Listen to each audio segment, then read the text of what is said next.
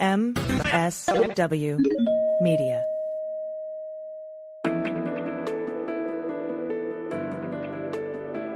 Spy Talk, a podcast at the intersection of intelligence, foreign policy, national security, and military operations.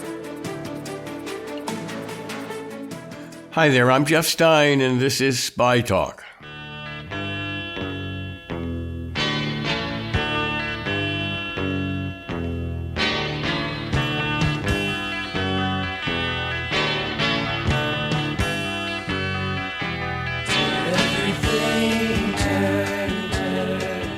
What a time we live in. To me, it's been decades since the scourge of war hung so heavily over Hanukkah and Christmas, festivals of light and hope. But we soldier on here, so to speak, with our mission of adding some light and insight into the intelligence machinations that are entwined with war, diplomacy, and constructs of peace. To that end, my guest today is Glenn Korn, a distinguished former senior CIA officer who retired from the agency in June after 34 years of remarkable service across Eurasia, the Middle East, and South and Central Asia, and in Washington, where he once served as the president's senior representative on intelligence and security issues. Fluent in Russian, Turkish, and a former student of German, Arabic, Azeri, and Uzbek, Korn is currently an adjunct professor at the Institute of World Politics in Washington, D.C., as well as a founding member of Varyag, an international consulting group. Glenn Korn, welcome to Spy Talk. It's just terrific to have you here. Thank you for taking the time. Wow, 34 years in intelligence, Army, State Department, CIA. You just got out in what, June? You haven't been gone that long. And now we got all the stuff going on, Ukraine, Israel, Gaza, et cetera, et cetera. Do you miss it? I will say that I felt a little guilty leaving because there are so many threats and challenges facing the U.S. today, and the intelligence community has a lot of work on its shoulders. But I would also say that I saw that throughout my career. I mean, I don't think that today is any more different than it was when I started. We faced a lot of threats then. And what I kept seeing is, I stayed on longer. I was going to retire in 2019, but was convinced to stay because of one crisis and then another crisis, Afghan withdrawal, just any number of reasons. And if you stay in, you could probably just die in a chair somewhere trying to keep up with all the challenges. And I also thought that probably it's time to try and make a difference from the outside. Because when you're in that business, I love my career, but it's very inhibiting. There are things you can't do. For example, sit with you now and talk with you and maybe share a little bit of what I learned and saw with people outside of certain buildings with fences around them. Mm-hmm. And, I wrote a lot in my career, but only a small number of people saw it. Since I've been done, I've been writing for the media, which I enjoy. I've been teaching, which I couldn't have done before. I taught at our school, but that was for a limited, that wasn't a subject that I was, and I chose. That was subject, tradecraft, teaching tradecraft, which was fun. And I enjoyed working with our students, young officers. But I like teaching graduate school. I like teaching topics that are not just related to intelligence. If that makes sense. Well, speaking about those young people and teaching them tradecraft, we talked about this a little bit recently over lunch. It was a lot of fun. Young people today, how do you feel? What's different about the young people today as opposed to when you came in, if there's any difference? You got to be careful because I'm sure that every generation, and we talked about that too, there was somebody who probably retired, 15 years ago, 20 years ago, who complained about my generation. Every generation probably complains about the next generation to some degree. I don't want to complain that much. I'm concerned. It's not the generation that worries me. I think it's us. It's the leadership. I don't know that we are explaining expectations to the younger generation. I think. Can you be not explaining well enough? What do you mean by that? Well, when I came in, we had certain ways of doing things. Let's say my generation, but we were taught very quickly that you have to amend certain things about your lifestyle to be a intelligence officer, especially an operations officer working in the clandestine service. You have to accept certain limitations. You have to accept certain hardships or sacrifices. I don't know that I saw that message being delivered the way that it was delivered when I was a young officer. I think it's just my view. There was a period where I don't know. I don't want to go too further into it. I would just say that I'm a little concerned that we don't hold the younger officers to the same level of expectations that earlier generations were held up to, and that there's a belief that you don't need to have those expectations, which Well, let's say about, for example, family life and so on. Back in my day, and certainly your day as well, which followed by a number of years, we were taught that, you're just going to basically give up your personal life, your family life. You're entering kind of a warrior class or even a monk class, and the mission comes first, and that's what you do. You've chosen this life, as they say in The Godfather. We've chosen this life, and you have to live with it. But today, it's not just that, or let me say, society, young people today, they want a fuller family life. They want different hours and totally different expectations. And that doesn't necessarily mesh well when you've joined the operations wing of CIA and are expected to do a lot of the things in risky places or unattractive places, let's put it that way, backwaters, to learn the trade. And the young people coming these might not necessarily accept that. That right? Yeah. I mean, I think that they're definitely like what we would call work-life balance is very important for this generation. When I grew up in the service, there was no talk about work-life balance. It was mission. That's for sure. Now, what I will say is that the leadership of the organization in those days, I thought, always went out of its way to help people when they had a crisis. They were always there.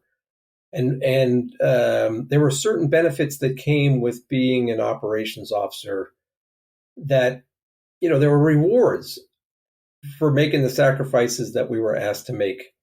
And there was a esprit de corps that helped drive, I think, many of us to just keep pushing, keep going, especially after 9/11, when there was a strong sense that, if you let down, if you take too much time off, as one manager once told me when I said, listen, I want to take a day off, he said, you think Al-Qaeda takes days off? In other words, if a bomb goes off in a mall somewhere in the United States, and it's because you weren't doing your job, you weren't. Yeah, we're not going to talk about work-life balance in that situation or back then.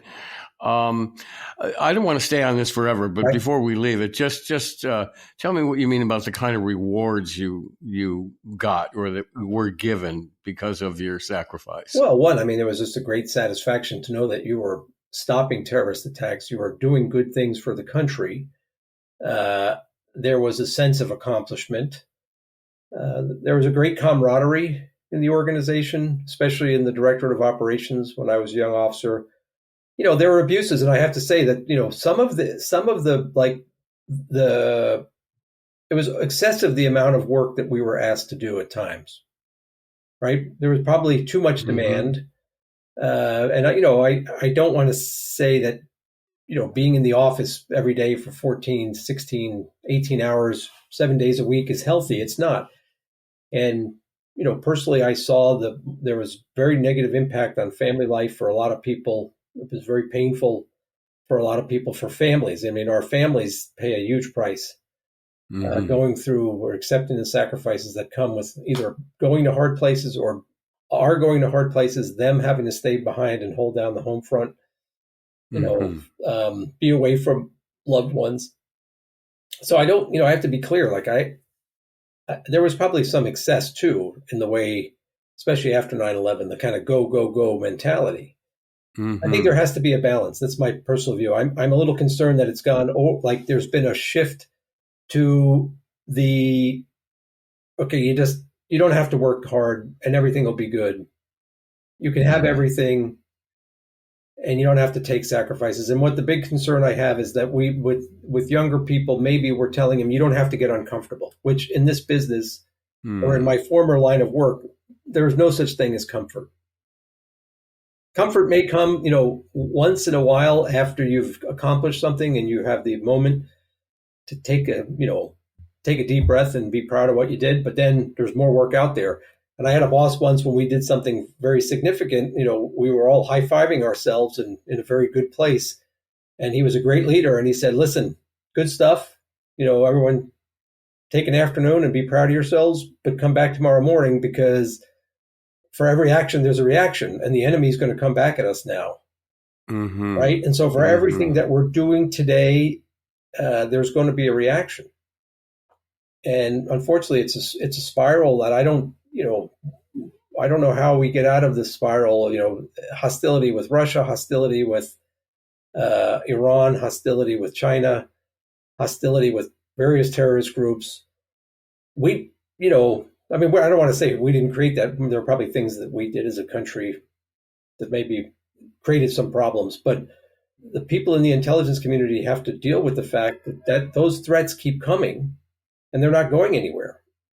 And we come from a country where, I saw this living overseas. There are a lot of people that are envious of the United States. There are a lot of people that are resentful of the United States. And we have to be very cognizant of that fact that they want a piece of us. I hate to say it. Yeah. Let's shift over to that. You've been riding up a storm, so to speak. And one of the issues, of course, you grapple with, like everyone, is Israel, Gaza. You wrote a kind of a provocative piece saying the U.S. had a failure to warn. It failed its duty to warn American citizens in Israel that Hamas was mounting an attack. That was pretty provocative. It begs the question for me of whether U.S. intelligence, we have since learned, for example, that there wasn't such an intelligence failure in Israel as a leadership failure, that Israeli intelligence units warned their superiors, went up the chain, that Hamas was most likely for real planning a very big offensive, and they marshaled the evidence, but leadership ignored it. And I'm wondering if U.S. intelligence, which has, a frenemies relationship with the Israelis, learned also of this impending attack and didn't warn our leaders that it was coming. What do you think about that? Well, I think I want to be clear on the article. What I was trying to say was that I'm not sure. I'm not on the inside. And if you're not on the inside, you don't know for sure. Mm-hmm. Right. But I don't know. According to the media reporting, as I recall, it was a CNN report, that the Israelis did provide us with warning that there was increased threat activity. And I went back and did a little open source research, and I found that I think it was June or May of this year, there was a public notification put out by the embassy in Jerusalem warning American citizens about travel because of threats from Hamas. My question was, why wasn't there an update to that, especially when we had a major peace festival going on and Jewish high holidays, where we should assume that there are people traveling to Israel to visit families, to celebrate, and there's a large Jewish American community, right, or dual citizen. Sure. And so my question was, is it possible that somewhere in the U.S. government the ball was dropped? Was it a failure of analytic assessment? Was it a failure? The State Department has a role here too, because they have the duty to warn. They're part of the process. Was there a discussion like, should we put out a public warning? As I mentioned in the article, there are regulations put out by the DNI that regulate the duty to warn process. And there are exceptions. And, in my career, there have been many times when we've issued exceptions or we've asked for exceptions on the duty to warn because we don't want to burn a source. So, there are other reasons.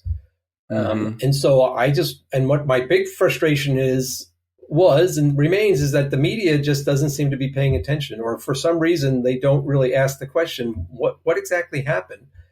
And are we doing a good job as a government? And then look at different parts of the government. were there mistakes made, and how do we make sure we don't make those mistakes again? Because I think what the Hamas attack showed us is we are definitely, we're going to face more threats. Al Qaeda hasn't been completely destroyed. ISIS hasn't been completely destroyed. Those groups conducted the attacks on the Israelis can very easily conduct those attacks against Americans. By the way, how many 20 plus Americans died? Now, if you add the hostages who have been killed, a lot of Americans died in that attack. On the north, and by the way, I have to say this for the listeners, Lebanese Hezbollah launched an attack overnight against a civilian target in Israel, killing a number of civilians. They hit a Greek Orthodox church. I do have to ask, where is the uproar in the U.S.? Where are the protests in New York City against Hezbollah? Where are the marches, against Hezbollah in this country on university campuses? I do want to ask that question because those groups will very easily turn their weapons on us at any moment. And so we just need to make sure the system is working well. Well, I don't need to restate the arguments about the protests. I'm pretty much on the same page with you that I find that, Americans calling for, Palestine to win, to be from the river to the sea are really upsetting to me. But we have to step away for a second. We'll be back in a minute.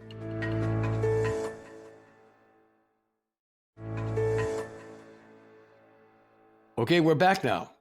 Let's talk about Hezbollah for just a second, by the way, just from your tactical experience and background. You spent a lot of time out in that region.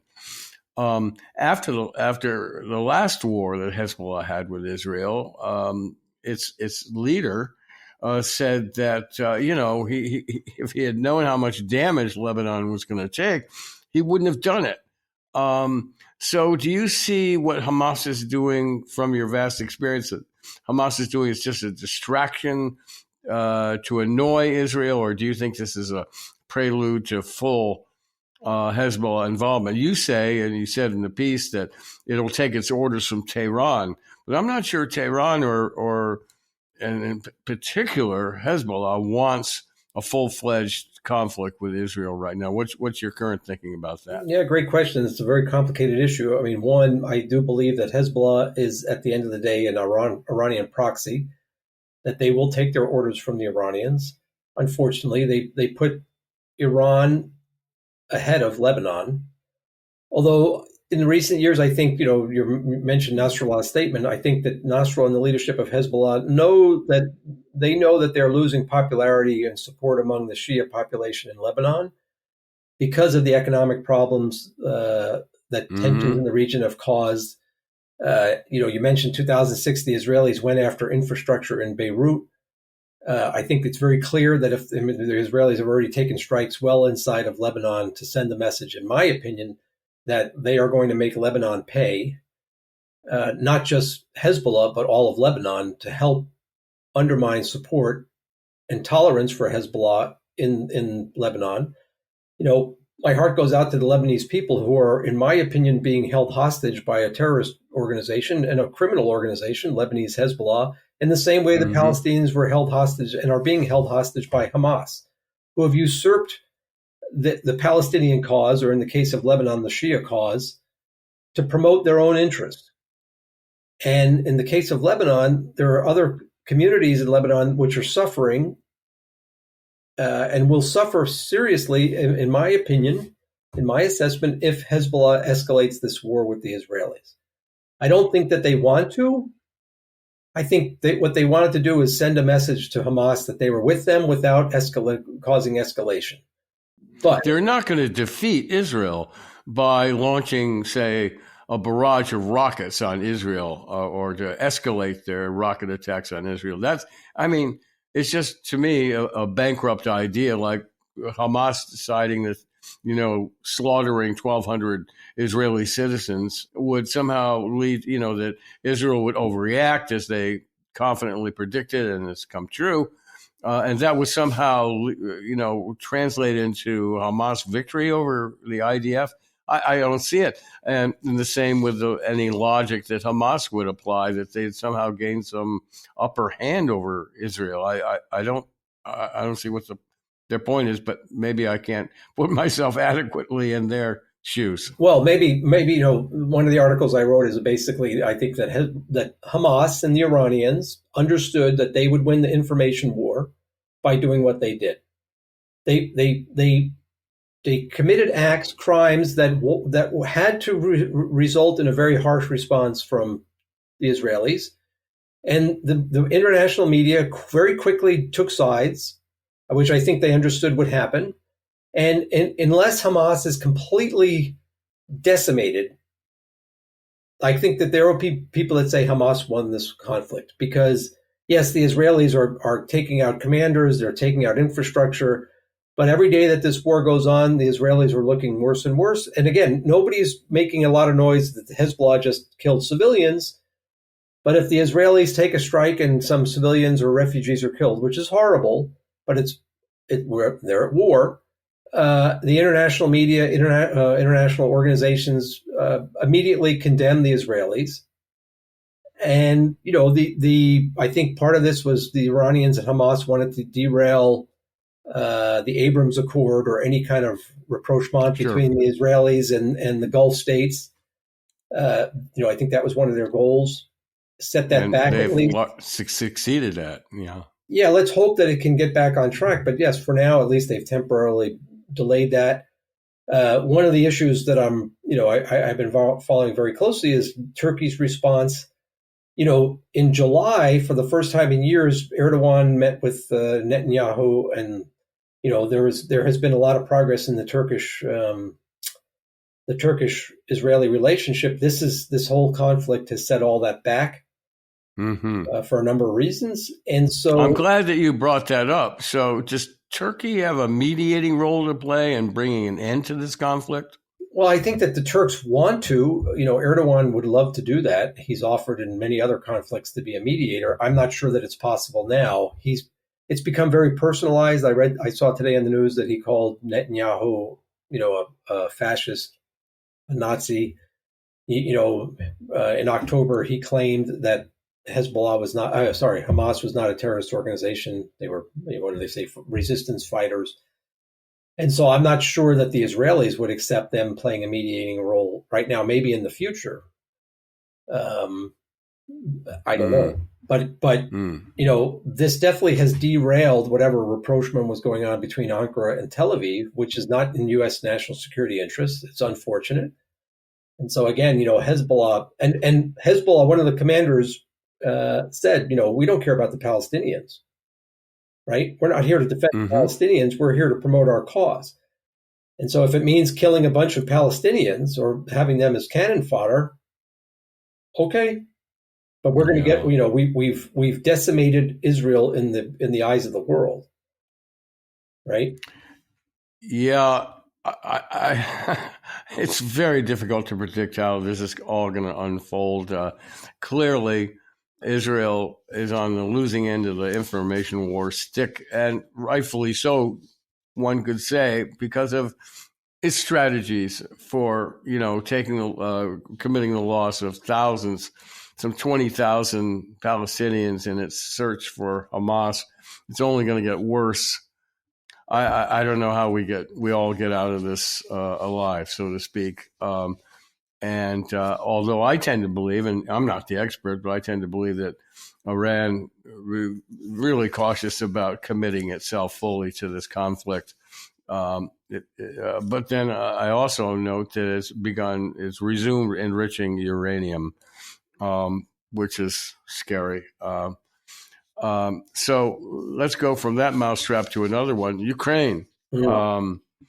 So let me ask you this, if Congress fails to provide funding for Ukraine or provide funding in a timely fashion to Ukraine, which is now, what role does CIA have, or does CIA have a kind of virtually cost-free role to play in helping the Ukrainians stave off the Russians? No, I don't think there's anything cost-free. I mean, it's all part of the policy of the administration, right?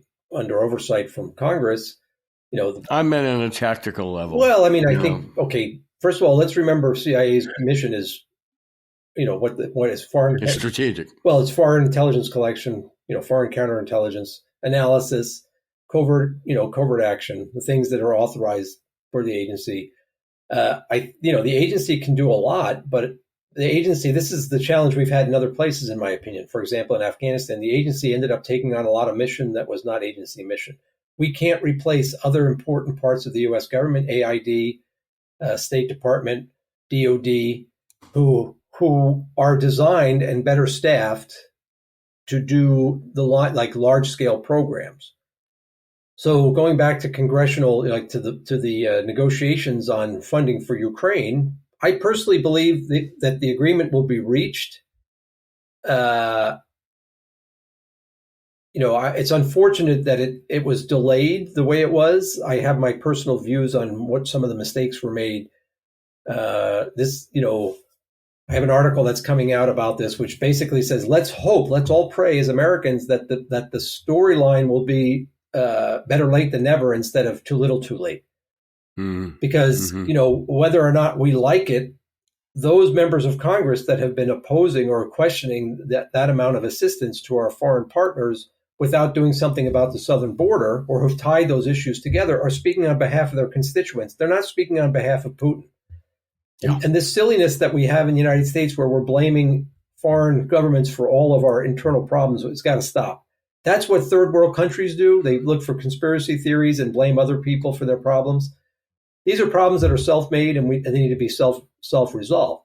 I do think that after Congress goes back into session, they will come to an agreement, and Ukraine will get assistance from the United States, as will Taiwan, as will Israel, continued assistance. And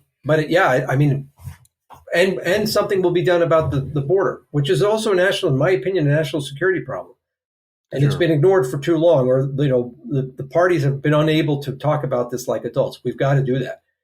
Yeah, there hasn't been any, I don't want to spend a lot of time on that, but there hasn't been any significant legislation since H.W. Bush, whose motivation was concerned about, seasonal workers and so on. We're well past that time now, and it's just sunk into a viper pit of rhetorical attacks on each other and not dealing with the larger issue of maybe needing some kind of massive economic plan for Central America that might help alleviate the problems there. But that's a mess. Well, let me just share a quick story, a little anecdote with you. I was in Turkey. Yeah, please. I was in Turkey recently, and on the ride to the airport, the cab driver, we started talking, and he said, "Oh, my son is going to the United States. He's a mechanic." And I said, "Oh, he got a visa. It was an auto mechanic. He's a single guy. He's 20 years old." And he said, "Oh, no, he's going to Mexico, and they're like smugglers are going to bring him across the border." And I said, "Well, isn't that a little risky? Maybe he shouldn't do that." And the father said, "Oh, no, all his friends are doing it. And not only is he going there, but they said they can bring him back out to come visit us and then go back again." So that tells me we have a problem. I'm sure this young man is a good, decent individual, and, he just wants to come to the United States to find work. That's what his father said. He can make much more money as a mechanic here than in Turkey. So the economic incentive is there. But unfortunately, there are a lot of bad elements, both state and non-state actors, that will use that ability to bring people into this country for not good purposes. And so we need to address that. That's a national security issue, in my opinion. Yeah, I get that. And my feeling is that the issue of terrorists crossing the border has been hyped for political reasons, but there's no doubt that there's potential, given the porous border, for bringing bad actors. But we have to step away for a second. We'll be back in a minute.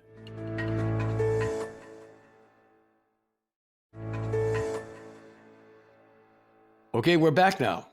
Do you have any sense from your time and service that bad actors, adversary intelligence services like Iran and North Korea or anyone else is actually exploiting this loophole, let's call it?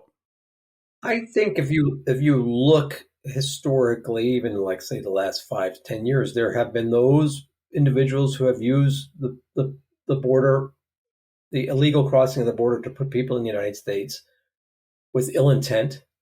That's one. Two, having worked CT issues, it's a constant concern. It becomes very, very difficult to track people in the United States for a number of reasons, especially like for us, we would have to drop it and give it over to our partners on the domestic side. And it's a challenge for them when they have many other challenges going on. So it's an added headache, in my opinion.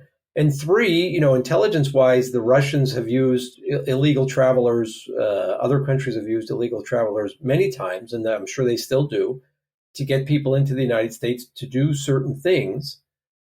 And, I think it would be naive to say that porousness on the border is not a national security challenge issue. Sure. I think it is.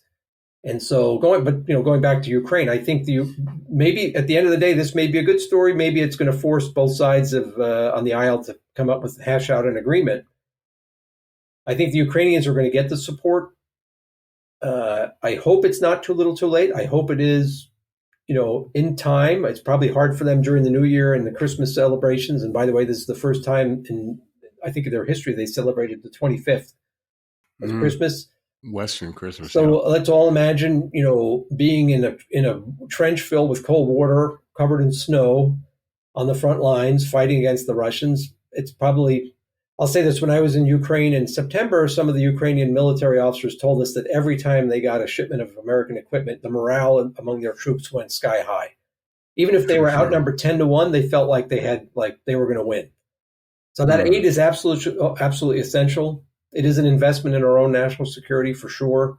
And I'm scared to death of the idea that we will not continue the aid because we will be seen as having failed at a moment of history where we needed to step up and do something heroic or just.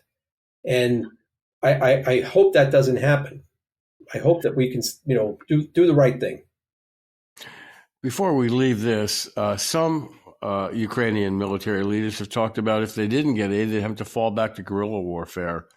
Going back to World War II, the OSS, early CIA paramilitary days, which was had a very mixed record with that, fighting Soviet regimes. Does CIA have a role to play, ongoing role? I would guess it does. Not that the Ukrainians need a lot of tutoring on partisan warfare against the Russians, but you see some sort of CIA role should that happen? Oh, or is that military? Is that again? I mean, we have a no boots on the ground policy, which is virtually true. There are some boots, but so the Defense Department can't undertake a large role in advising Ukrainian guerrilla troops or any other kind of troops, special forces. So is this where CIA would fill in the vacuum? I think that the agency could have a role. Would it want a role like that? It should be a partnership, right, with our partners in especially special operations commands, maybe other elements of the U.S. government. But definitely, I mean, you touched on a really important point. Like, we have a lot to learn from the Ukrainians. One of the things I kept arguing for the last 10 years of my career was we should be inviting these countries to train us. The Ukrainians are extremely good. I had the fortune of working in some countries, with services that were not super well equipped. They were not, well funded, but they were extremely good at certain things. And I think sometimes our arrogance is, we're going to come teach you how to do stuff. I won't get into it, but my experience with some of those folks, including the Ukrainians, is they're really good. And we have they know more, for example, about the Russians than we could ever hope to know, because it was like twin brothers to a point, right? Mm-hmm. And Abel and Cain. Yeah, I mean, they know each other, they know the tactics, and I think this is one reason why, in the beginning of the war, they were so good in the information warfare space. They ran so many successful operations against the Russians because they knew the playbook.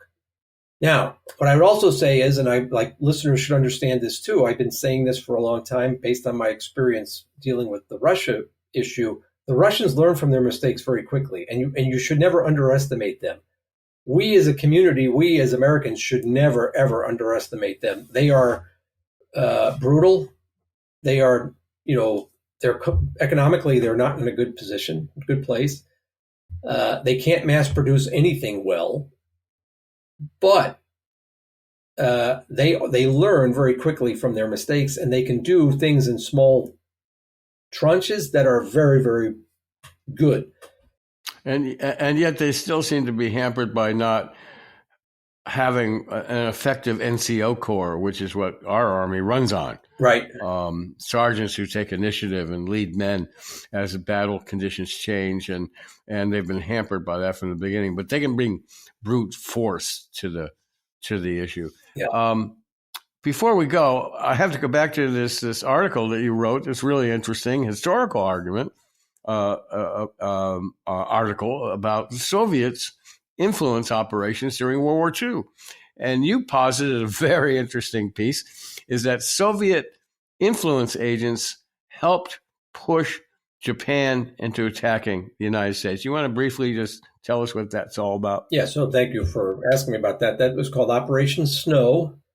It was based on Stalin gave orders to his intelligence services before the Second World War, before the German, before Operation Barbarossa, for them to figure out a way to instigate a war between the United States and Imperial Japan. Stalin understood that he couldn't fight a two-front war. Historically, there had been a number of large-scale battles along the Manchurian Soviet border between the Japanese and the Soviets. There was competition for resources in the Far East. The Japanese definitely had their ambitions for taking part of the Far East. And there were two camps in the imperial court, one which I think was called the North Group, the other was the South Group. One wanted to fight against the U.S. and the Ally, or Great Britain, Australia in the Pacific, and the other wanted to go after the Soviets in Manchuria and into the Soviet Far East. And so Stalin used the intelligence services, put together an operation which they called Operation Snow, which was based on the name of the main player, one of their agents of influence, a guy by the name of Harry Dexter White, who there's still a big debate to this day on whether he was an actual Soviet agent or whether he was just like a useful, what do they call it? I don't want to say useful idiot, because the guy was actually brilliant. He was a very smart man. A very high Treasury Department official, yes. And he was a staunch anti-fascist. Yes. And that caused a lot of Americans along the West to say, hey, the Soviets are fighting the Nazis, and we ought to be real allies with them and befriend them and support them. Yes. So this is before we got into the war, and the Nazis were slaughtering people. Yes. So.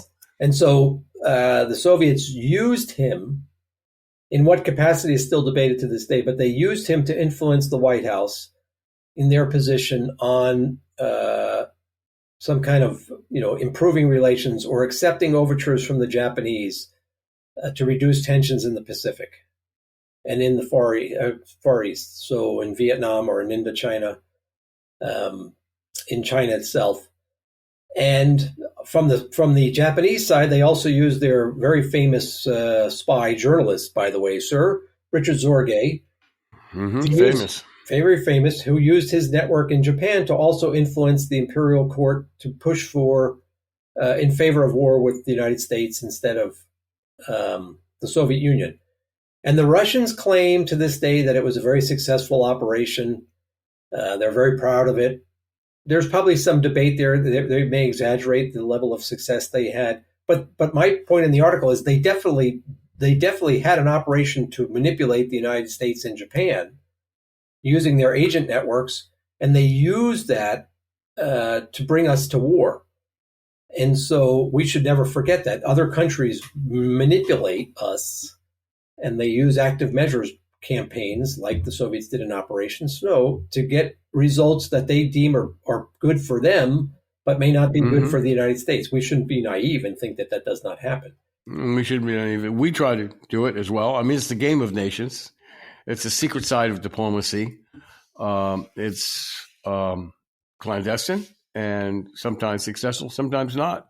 But we are certainly in a war for influence in the world right now. With both Ukraine and Gaza, and that's a subject for another day. Glenn Korn, there's so much I'd love to talk to you about, and I guess I'll have to do it off camera. Okay. Over another lunch, because we've run out of time here. But this has been so much fun. You spent you speak Russian, you speak Turkish, you speak all these languages. We didn't even talk about Azerbaijan, which you've also written about, saying we ought to be paying more attention to what's going on there. So I guess we'll have to just have you back. Well, let me give a foot stomp to that one. The Armenian prime minister has taken a very courageous set of steps to bring peace with the Azeris. And in my opinion, the United States government and our European partners need to do everything we can to help the Armenians and the Azeris get to a peace settlement, a peace agreement, and settle that conflict, and not allow other actors in the region, including Russia and Iran, to destabilize that situation. It'd be a big win for everybody if peace is brought to the South Caucasus. I know a lot of people don't know about this issue. Maybe the diaspora here, the Armenian diaspora, maybe some people, but it's a really important issue. It's not getting any attention, and it may be one ray of light in a very ugly world right now. From your lips to Allah's ears, as we say. Thank you, Glenn. Thank you, sir. Great to have you. Thanks for having me on. Have a happy New Year. You too. Bye-bye. Bye-bye. And that's it for this week's Spy Talk. Be sure to check out our complete archive on Apple or wherever you get your podcasts. And if you haven't already, do check out the spytalk.co news site on Substack, where we offer a steady diet of scoops and original analyses on the intersection of intelligence, foreign policy, and military operations. Just Google Spy Talk or use AI, and you'll quickly find your way there. This edition of the Spy Talk podcast was smoothly produced, as always, by Kanai and edited by Molly Hawking for MSW Media. Oh, by the way, that music you've been hearing, that's the Byrds, of course, with the immortal Turn, Turn, Turn. Their 1965 version of the Pete Seeger song, inspired by the Bible's book of Ecclesiastes. To everything there is a season, it says. Indeed. And in this season, this week, we wish all our listeners a joyous and hopeful new year. I'm Jeff Stein for Spy Talk. See you around.